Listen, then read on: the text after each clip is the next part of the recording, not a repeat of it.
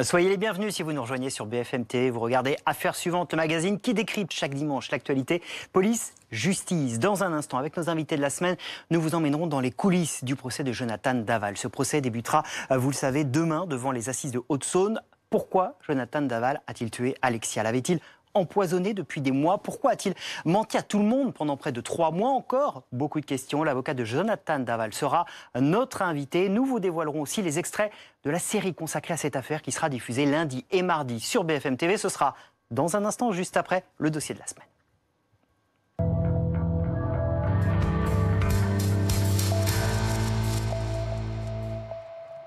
L'affaire Pilarski peut-elle encore rebondir? Les analyses d'ADN ont parlé. Le rapport des experts judiciaires est connu et à chaque fois un coupable est désigné, Curtis. Pourtant, cette semaine, Christophe Ellul, le compagnon d'Elisa Pilarski et propriétaire de Curtis, a lancé une contre-offensive judiciaire et médiatique. Il ne veut pas croire en la culpabilité de son chien. Son avocat sera notre invité dans un instant. Nous l'interrogerons avec Dominique, juste après le rappel des dernières informations avec Elisa Trane. Curtis, l'American Pitbull, a-t-il tué Elisa? Pour 2 experts vétérinaires, il n'y a aucun doute. Curtis est pour nous l'unique auteur des morsures ayant causé le décès d'Elisa Pilarski. Ces vétérinaires ont travaillé 9 mois sur l'affaire. Ils ont notamment mesuré les mâchoires des chiens mis en cause, celui du compagnon d'Elisa et ceux de la chasse à courre qui avait lieu à proximité du lieu où a été retrouvé le corps de la victime. Les morsures individualisables sont compatibles avec la mâchoire du seul Curtis et non des chiens de chasse. Ils ont également évalué le comportement de Curtis, un chien selon eux élevé au mordant, un mode de dressage interdit en France. Impossible, se défend son maître et ancien compagnon d'Elisa. Curtis n'a jamais fait de mordant. Curtis avait toujours son jouet. Son jouet, c'était un boudin de rappel. Où j'ai peut-être entraîné ça. Mais jusqu'au jour d'aujourd'hui, Curtis n'a jamais eu aucun problème. Il jouait. Il n'a jamais eu d'agressivité, que ce soit envers moi, que ce soit envers Elisa, ou que ce soit envers des enfants, ou n'importe qui. En parallèle, des analyses ADN accablent également Curtis. Des traces de l'American Pitbull ont été retrouvées sur les blessures au niveau du cuir chevelu d'Elisa, sous un ongle et sur ses vêtements. Aucune trace d'ADN en revanche provenant des 33 chiens de chasse à courre prélevés. Et avec nous sur le plateau d'affaires suivantes, Maître Alexandre Novion. Bonjour, merci d'être avec nous. Vous êtes l'avocat de Christophe Ellul, le compagnon d'Elisa Pilarski, et Cécile Olivier avec nous du service police-justice de BFM TV qui a suivi cette affaire depuis le début. On va évidemment revenir sur tous les éléments précis de cette enquête. Mais d'abord, une question un peu générale, mais qui interroge beaucoup de personnes qui ont suivi cette conférence de presse. Il y a eu des analyses ADN, il y a eu des expertises demandées par la justice. Pourquoi, aujourd'hui, aller plus loin? La vérité, on a l'impression qu'elle est sur la table.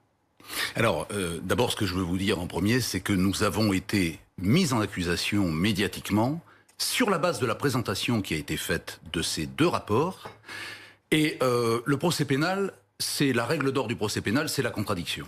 Donc, à partir du moment où il y a un tribunal médiatique qui nous a condamnés sur la base, sur les apparences de ces rapports. Le parquet a communiqué, les expertises sont là, le rapport des experts est là, l'ADN est là. Donc je suis là pour apporter la contradiction. C'est pour ça que vous êtes là. En ce qui concerne ces rapports d'expertise, il y a le rapport des vétérinaires et puis le rapport de l'ADN qui est arrivé tout de suite après.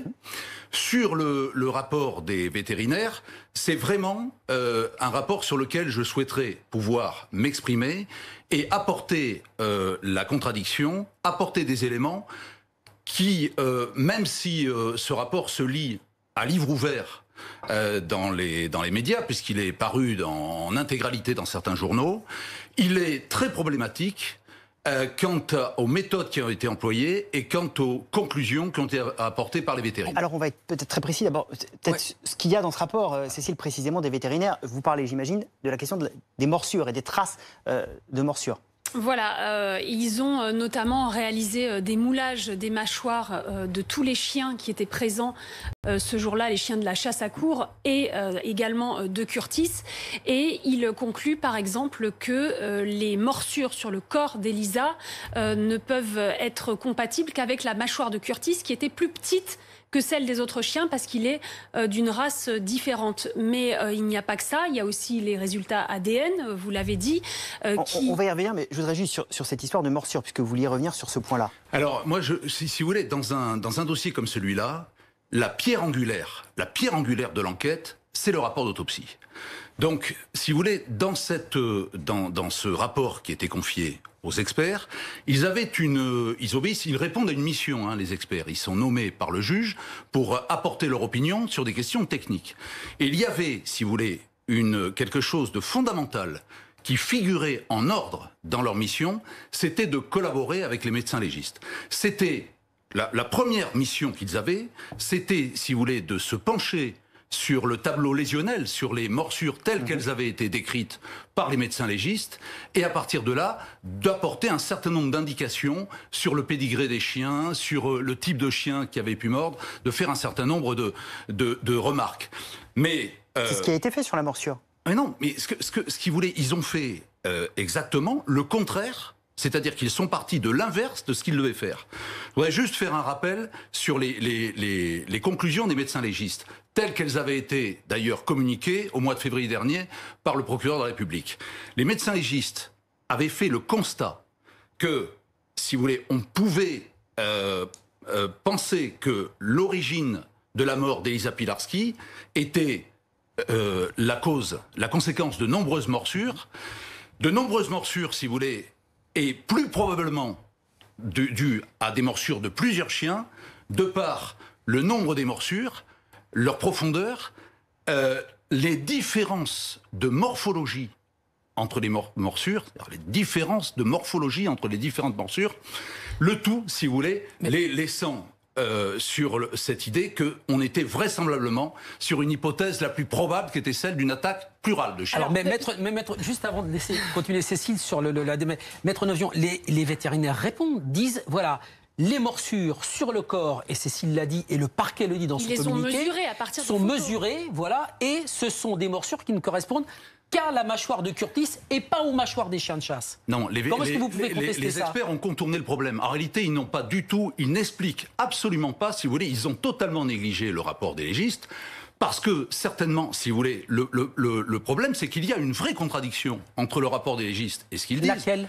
Mais ils disent, c'est à partir du moment où les légistes soulignaient les différences de taille entre les différentes morsures, leur intrication, la difficulté, si vous voulez, de se repérer dans ce tableau lésionnel, on peut penser ils avaient été nommés, ces vétérinaires, à l'issue des opérations des légistes. Il était, si vous voulez, dans leur mission, de collaborer avec les légistes, de discuter avec les légistes. Or, dans ce rapport que vous avez eu intégralement, dont vous pouvez faire la lecture, le rapport des légistes est totalement négligé. Alors, je réponds maintenant sur les morsures. Cécile, vous voulez peut-être vous donner des éléments. Non, parce que vous dites, donc les légistes ont, sous-entendu qu'il y avait plusieurs morsures de différents chiens.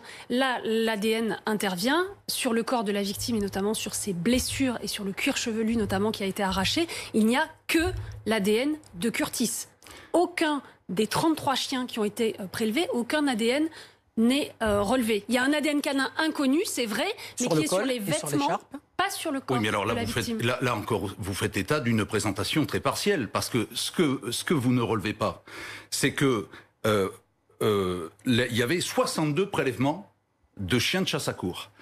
Sur les 62 prélèvements, il n'y a que 33 chiens de la chasse à courre qui ont eu leur profil génétique dressé. Parce que c'était les 33 qui étaient présents. Les 33 qui étaient sortis ce jour-là, les autres étaient au chenil. Ouais. Mais ça, en fonction... Alors, qu'est-ce qui vous permet de l'affirmer ? Et en fonction de quoi ? En fonction de quoi s'est faite cette sélection ? En fonction de quoi ? Qui vous permet de dire que la sélection, que ces chiens-là étaient ceux qui ont effectivement couru ? Vous dites qu'on a cru... On ne trouve pas, je reviens à l'ADN, désolé, on ne trouve pas d'autres ADN inconnus, même canins inconnus sur le corps de la victime. Alors, on trouve que l'ADN de Curtis. Ce qu'il faut dire, c'est que dans les écouvillons qui correspondent aux morsures d'Elisa, il n'y a pas l'ADN de Curtis. Il n'y a pas non plus l'ADN des chiens de chasse à courre, mais il n'y a pas l'ADN de Curtis dans les écouvillons de morsures qui correspondent aux morsures d'Elisa. Alors sur la blessure au cuir chevelu, oui, il y a l'ADN de Curtis. Vous parlez d'une blessure au cuir chevelu. Attendez, moi je vous parle des écouvillons qui correspondent aux morsures, c'est-à-dire des écouvillons, des prélèvements qui ont été faits sur les morsures. J'ai lu le rapport comme vous. Ce rapport, le rapport d'ADN, indique que de l'ADN de Curtis a été trouvé sur les cheveux et sur une petite partie du cuir chevelu. Sur une petite partie du cuir chevelu. Maître, le cuir chevelu d'Elisa est en partie arraché. Oui. On ne retrouve sur cette partie arrachée que l'ADN de Curtis. Oui, c'est vrai. On retrouve sur le crâne de la victime, d'Elisa, pardon, également des traces d'ADN du chien Curtis. Donc aucune trace ADN d'un autre chien. C'est-à-dire que le chien Curtis n'aurait pas mordu Elisa, mais lui aurait arraché le cuir chevelu. J'ajoute, Dominique, j'ajoute qu'aussi de l'ADN d'Elisa Pilarski est retrouvé sur du sang qui se trouve sur la mâchoire et la tête de Curtis. De l'ADN d'Elisa a été retrouvé sur les babines externes du chien Curtis, mais ça n'a rien d'étonnant qu'on retrouve l'ADN d'Elisa sur un chien dont vous savez qu'elle s'en occupait, dont vous savez qu'elle était particulièrement fusionnelle, dont vous avez vu des photos d'Elisa en train d'embrasser ce chien, de se frotter contre lui. Et vous oubliez une chose aussi, c'est que quand Christophe Ellul a découvert le corps d'Elisa, le chien était allongé contre son corps. Mais vous ne pouvez pas expliquer, c'est-à-dire que les résultats d'ADN doivent être confrontés à un contexte, et le fait qu'on ait retrouvé l'ADN de Curtis sur une partie du cuir chevelu et sur le cheveu d'Elisa n'explique absolument pas et ne prouve et ne permet absolument pas d'imputer les morsures d'Elisa à Curtis. Maître, vous nous donnez vos arguments. On a parfois le sentiment qu'il y a un entêtement de la part de Christophe Ellul. Est-ce que c'est le cas ou pas ? Mais c'est une bataille pour la vérité. Moi, actuellement, je n'ai pas de raison, au regard du dossier, au regard si j'avais eu dans le dossier, si j'avais eu dans cette procédure la preuve que Christophe Ellul me raconte des histoires et me ment sur des points fondamentaux qui permettent d'expliquer la mort d'Elisa. Bien entendu que je ne le soutiendrai pas comme je le soutiens. Vous seriez retiré du dossier ? Je ne sais pas si je me serais retiré du dossier. Disons que nous envisagerions peut-être une défense différente.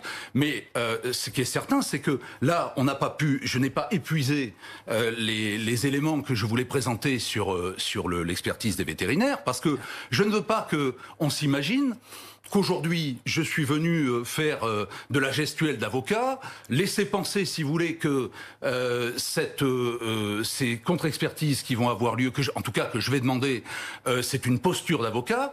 Je veux aller plus loin dans la méthodologie, et notamment, puisque vous me parliez tout à l'heure du calcul qui a été fait par les experts vétérinaires sur les mâchoires, ce qui n'a pas été dit jusqu'ici, ou en tout cas pas assez, c'est que les vétérinaires n'ont pas appliqué les mêmes méthodes selon qu'ils s'adressaient aux chiens de la cour ou aux chiens Curtis. C'est-à-dire que pour les chiens de chasse à cour, ils ont utilisé une méthode de mesure qui est la méthode au vernier, au ruban. Différentes mesures. De toute façon, on ne connaît pas les... Et en ce qui concerne Curtis, ils ont fait un relevé d'empreinte, ils ont fait un moulage en résine, et ça, ils ne l'ont fait que pour Curtis. Mais maître, pourquoi est-ce que votre client ne veut même pas envisager que ce soit son chien Curtis qui participait à des concours de mordant, des concours de pitbull? Pourquoi il ne veut même pas envisager une minute que Curtis ait pu mordre Elisa? Mais pourquoi vous ne voulez envisager, vous, que la thèse des veneurs, selon lesquels les chiens seraient restés à distance? Pourquoi voulez-vous toujours... Parce qu'il n'y a pas l'ADN, parce que les feuillages n'étaient pas bougés, et que si une trentaine de chiens s'étaient acharnés sur un corps... Les feuillages n'étaient pas bougés. Oui, c'est écrit dans le rapport aussi. Votre réponse, ce sera le mot de la fin. Pourquoi il ne veut pas l'envisager? Votre réponse sur ce point-là? Alors, pourquoi il ne veut pas l'envisager? D'abord parce que vous oubliez quand même c'est lui qui a reçu les derniers mots d'Elisa au téléphone. C'est lui qui a découvert ensuite, qui a eu la violence, le choc de la découverte, il a reçu le choc des faits en pleine figure, et il s'est expliqué spontanément, sans, je crois, les déclarations qu'il a faites. On n'aurait peut-être jamais su que ce jour-là, il y avait une chasse à cour, et que des chiens de chasse à cour chassaient au même moment. Donc je n'ai aucune raison de douter de ce qu'il dit, et je n'ai aucune raison de penser qu'il est allé profaner ou qu'il les paroles donc c'est de la lié mère. à la C'est fini, situation Cécile. de Merci, son Maître Novion. Merci d'être venu sur ce plateau. Merci d'être venu présenter vos arguments. On a bien compris que l'histoire n'est pas déroulée. Du coup, Cécile, vous aurez l'occasion de revenir pour nous parler évidemment de cette affaire. Vous restez avec nous. On se retrouve dans un instant. La deuxième partie d'affaires suivante sera consacrée au procès de Jonathan Daval. Nous recevrons son avocat. Comment a-t-il préparé son client? Jonathan Daval est-il prêt à tout dire sur les raisons qui l'ont poussé à tuer Alexia? C'est dans un instant.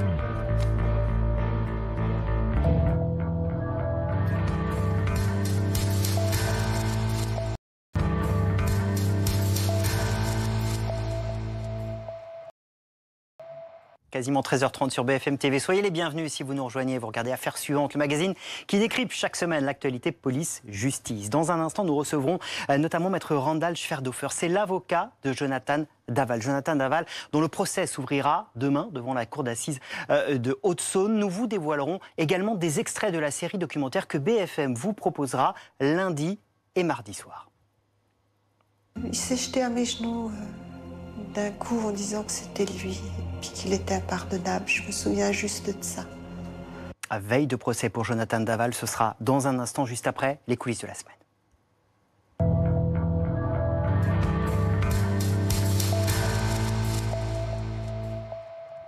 Les coulisses d'une interview et d'une affaire. Je suis stupéfait, habité d'une colère froide. Voilà comment Nicolas Sarkozy a répondu à Ruth Elkrieff sur BFM TV. Nicolas Sarkozy qui dénonce une justice à charge et assure que le dossier du financement libyen de sa campagne présidentielle de 2007 est désormais vide après les rétractations de son principal accusateur, Ziad Takieddine. Mais est-ce si simple? Que reste-t-il aujourd'hui du dossier? Quelle est sa stratégie désormais?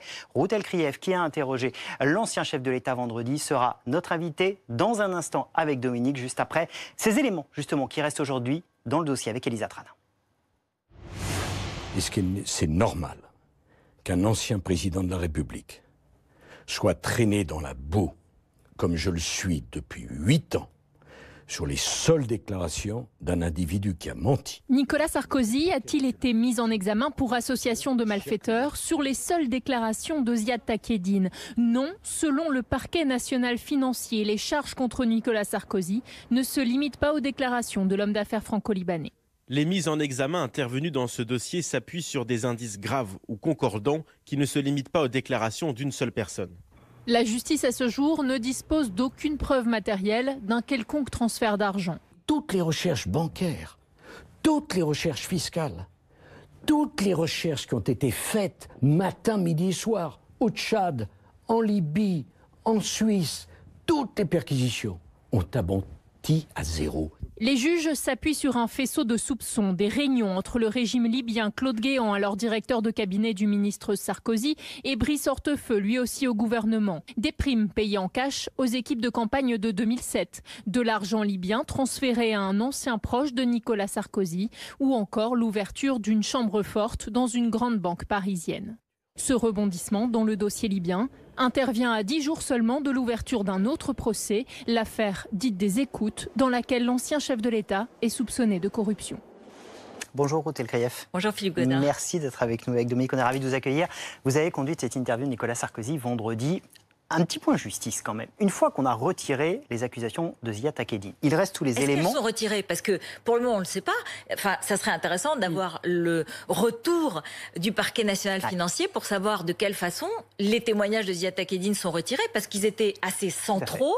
Est-ce que c'est retiré vraiment? Et ça serait la logique, parce qu'il a dit que... Et c'est la demande de l'avocat de Nicolas Sarkozy. Évidemment. Enfin, en tout cas... La logique, c'est qu'il soit entendu. La logique, c'est qu'il soit entendu par le parquet national financier. Exactement. Et qu'il dise sur procès verbal: je confirme, je retire ce que mes accusations. Et à ce moment-là, comment on prend en compte ce retournement, ce coup de théâtre? C'est quand même la prochaine étape, théoriquement. Exactement. Et il reste dans le dossier ce que Elisa Trana résumait à l'instant, cette chambre forte ouverte à la BNP pendant la campagne par Claude Guéant, des versements qu'il reste à éclaircir, des relations, en tout cas des entrevues entre Claude Guéant, Brice Hortefeux et Kadhafi. Est-ce qu'il reste... Abdallah Senoussi, qui était le chef du service secret, le service de renseignement libyen. Exactement. Est-ce que dans ce dossier, quand Nicolas Sarkozy vous en parle, il a le sentiment qu'il reste encore des éléments où il vous dit non, c'est terminé, absolument terminé? Alors pour lui, c'est essentiel. Le coup de théâtre, le revirement spectaculaire de Ziad Takieddine est essentiel parce qu'il me l'a expliqué et répété pendant les 4 jours d'audition. Sur les 4 jours, pendant 3 jours, l'essentiel des questions des juges porte sur les déclarations de Ziad Takieddine. Donc une fois qu'il dit c'est l'inverse et qu'il dit je reviens sur ce que j'ai dit, lui, Nicolas Sarkozy, logiquement dit il faut prendre en compte maintenant ce revirement, ce coup de théâtre, et donc il ne reste plus grand-chose parce que moi, évidemment, je lui ai posé toutes les questions. Tout à fait, vous êtes revenu sur chacun de ces points. Sur chacun des points. Mais il faut être très très clair. Dans les auditions, les juges font des déductions. Ils parlent évidemment d'indices graves et concordants. C'est le principe de la mise en examen.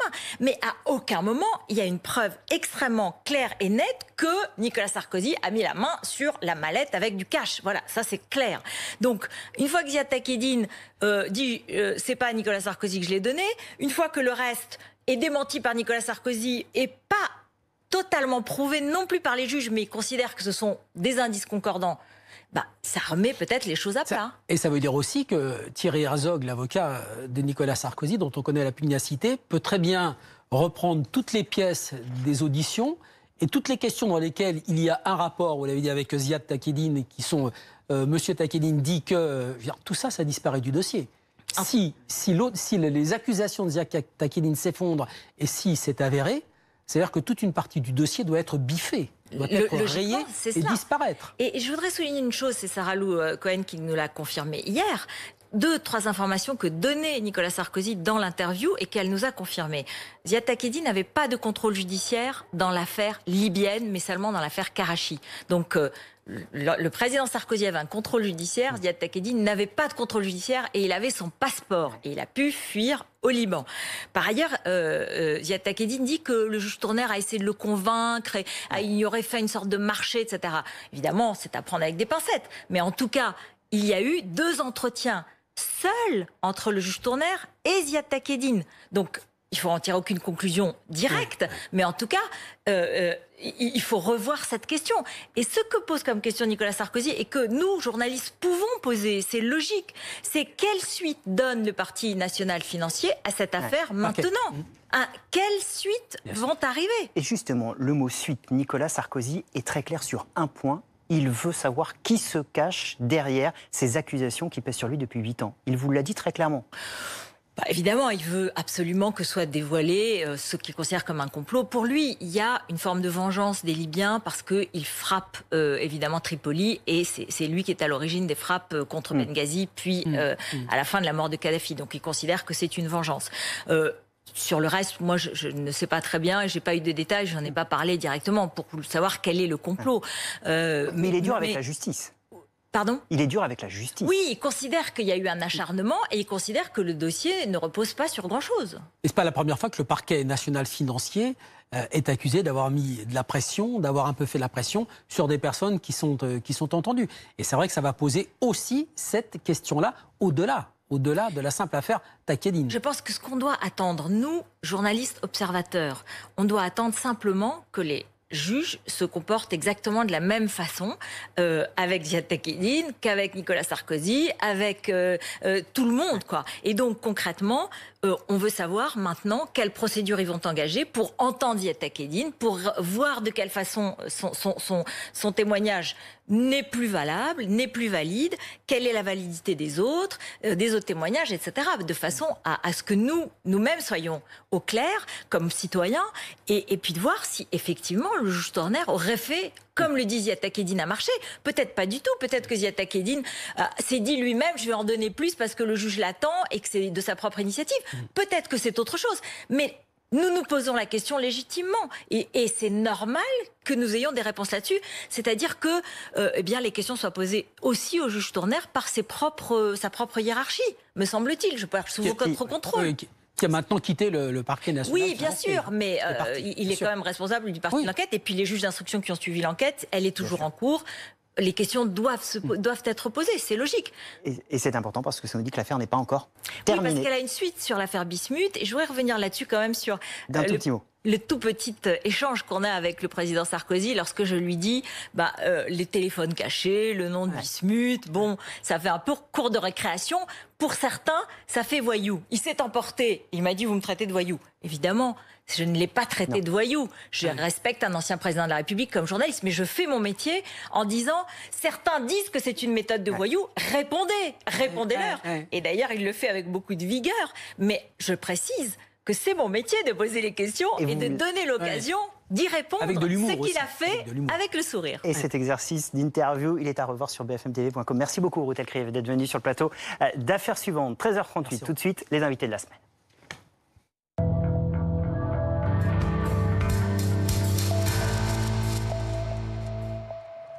C'est demain à 9h qu'ouvrira le procès de Jonathan Daval. 3 ans après la mort d'Alexia. Il devra répondre de ses actes et expliquer pourquoi, le 27 octobre 2017, il a tué sa femme avant de brûler son corps dans une forêt. Qu'a-t-il encore à dire? Que faut-il attendre de ce procès? Tous les détails avec nos invités dans un instant. Mais d'abord, retour sur cette histoire qui a marqué la France. Ce procès tant attendu avec Elisa Trana. Ses avocats aimeraient que Jonathan Daval puisse s'exprimer sans masque à son procès. Au-delà des questions sanitaires, faut-il y voir le souhait chez Jonathan de montrer son vrai visage? Le mari et meurtrier présumé d'Alexia veut parler librement. S'il a un peu d'appréhension, il a des choses à dire. Certaines choses qui n'ont pas été dites jusqu'à présent, qui n'ont jamais été mises sur la place publique, seront à ce moment-là révélées aux jurés de la cour d'assises. Les jurés vont se plonger dans l'intimité du couple. Quelles étaient les véritables personnalités d'Alexia et de Jonathan? Quelles raisons ont poussé Jonathan le soir du 27 octobre 2017 à frapper puis étrangler son épouse? Comprendre, voilà ce qu'attend la famille d'Alexia. Un doute subsiste aussi chez les proches de la jeune femme. Sa mort était-elle préméditée? A-t-elle pu être empoisonnée à petit feu? Les experts ont retrouvé dans son sang des traces de médicaments déconseillés chez une personne qui essaie d'avoir un enfant. Elle a ingurgité des médicaments qu'elle n'aurait pas dû prendre. Elle savait très bien que les médicaments, c'est dangereux. Elle n'aurait jamais pris des médicaments contre-indiqués sans l'avis de quelqu'un. Sur la sépulture d'Alexia, son nom, Daval, a été retiré. Après les aveux de leur gendre, les parents Fouillot ont décidé de lui redonner son nom de jeune fille. Et sur le plateau d'affaires suivante, nous accueillons Maître Randall Scherdorfer. Bonjour, merci d'être là. Vous êtes l'avocat, je le rappelle, de Jonathan Daval en cette veille de procès si important. À vos côtés, Marie Perrault, journaliste BFM TV, réalisatrice de la série Daval, la série. Ce sera lundi, mardi sur BFM TV, à ne pas manquer. On va voir des extraits. Vous allez nous parler de cette longue enquête que vous avez menée, de tout ce qu'il y a dans ces 2 soirées spéciales qui arriveront. Et Aude Barietti avec nous également. Bonjour, vous êtes journaliste au Figaro, auteur de l'affaire Daval aux éditions du Rocher.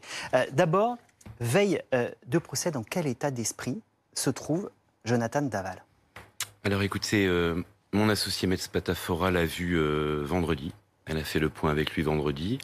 Il est naturellement angoissé comme n'importe quel accusé qui doit comparaître devant une cour d'assises.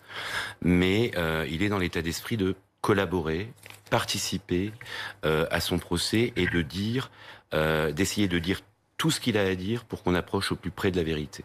Voilà, il est vraiment dans l'idée de collaborer à son procès. Sur quel point attendez-vous encore de sa part des réponses? Surtout, il s'est très peu exprimé en réalité dans le dossier. On l'a beaucoup interrogé sur les faits, puisqu'il les a reconnus, mais ça a été très court. Ensuite, il les a contestés. Ça a pris une grande partie du dossier de revenir sur ses aveux. Il a de nouveau avoué, et il n'y a pas eu beaucoup d'explications suite à ses aveux. Ensuite, on a cristallisé sur la difficulté de la crémation. Donc il s'est très peu exprimé. La reconstitution avait pour l'objet les coups. Et je crois que la reconstitution y a répondu. Et puis la crémation, il y a répondu. Et après, il n'y a pas réellement eu d'explication très précise de la part de Jonathan.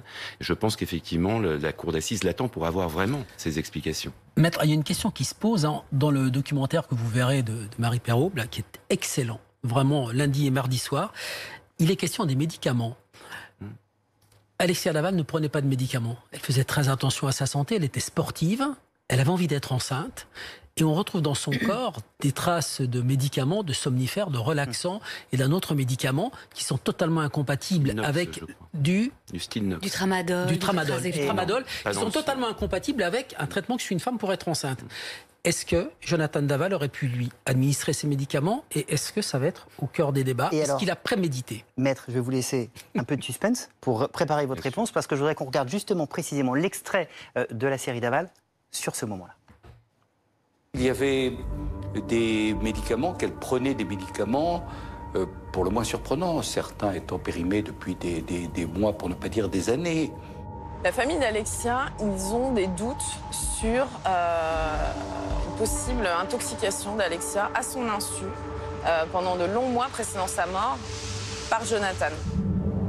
On retrouve dans son corps 3 molécules, des somnifères, un relaxant qui a été interdit de commercialisation en Europe depuis 2013, tellement il avait des effets secondaires, et du tramadol, qui est un antalgique hyper puissant à base d'opiacés qu'on ne délivre que sur ordonnance. Cette présence de médicaments pose clairement des questions.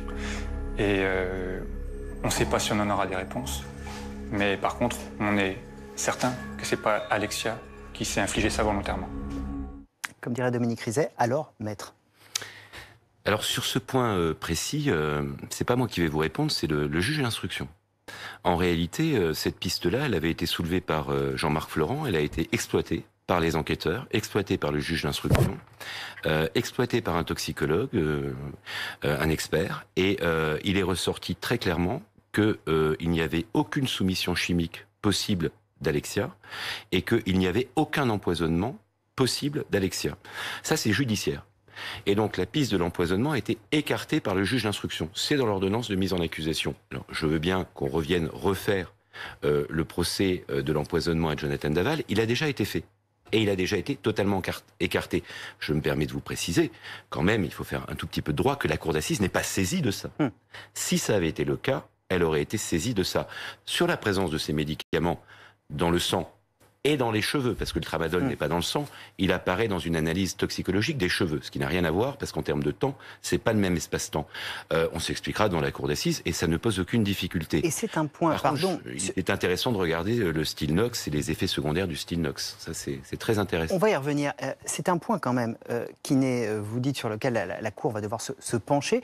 C'est un point très attendu par la famille d'Alexia. Vous avez longuement rencontré notamment les parents, la sœur, le beau-frère d'Alexia. Et ils attendent des réponses sur ce point-là. Bien sûr, alors c'est vrai, Maître a raison, la thèse de l'empoisonnement et donc de la préméditation n'a pas été retenue par le juge d'instruction, mais cette question va être, je pense, au cœur du procès et reste très mystérieuse. Et pour la famille, c'est même une question de bon sens. Par exemple, la sœur d'Alexia a montré un texto de sa sœur quelques mois avant le drame, où sa sœur lui écrit, au moment où elle était enceinte, juste avant qu'elle fasse sa fausse couche, où elle lui écrit « J'ai très mal au cou, mais je ne peux rien prendre comme je suis enceinte, qu'est-ce que tu me conseilles ?» Et sa sœur lui répond « Écoute, tu peux quand même prendre un petit peu de paracétamol, ne t'inquiète pas. » Donc c'est vrai qu'Alexia, vous l'avez dit Dominique, était extrêmement soucieuse. Elle lavait ses fruits et ses légumes avec du vinaigre, elle était presque peut-être même un petit peu maniaque, on pourrait dire peut-être un peu trop rigoureuse sur certaines choses. Donc on l'imagine mal prendre du tétrazépan, du tramadol, qui sont des contractants dont certains ont été interdits en Europe depuis 2013. Donc voilà, ça pose question. Et là-dessus, on attend des réponses. Et vous disiez, ce qui est intéressant aussi, c'est les effets secondaires que peuvent produire ces médicaments. Parce que ça a un lien avec la nature, les relations qu'il y avait dans ce couple. Ça aussi, ce sera un point clé de ce procès.